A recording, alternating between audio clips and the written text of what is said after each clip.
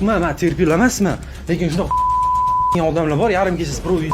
Bo'ldi, chimosh qaytarilmaydi narsa. Bosh qaytarilmaydi. Toshkent shahrida ijtimoiy tarmoqlar orqali o'zini ayol sifatida tanishtirib, tovlamachilik bilan odamlarni aldab kelgan shaxslar ushlandi. Ichki ishlar vazirligi xabariga ko'ra 18, 19, 20, 21 yoshli yigitlar poytaxtning Chilonzor tumanida yashab kelayotgan xonadonida noodatiy jinsiy hayot kechirgan. Ular ijtimoiy tarmoqlarda o'zlarini ayol kishi sifatida tutib, turli erkaklar bilan tanishgan. Ularni aldab, uyga chaqirishib, so'ngra urib tan jarohati yetkazishgan va ularning behayo foto va videolarini qo'lga kiritishgan.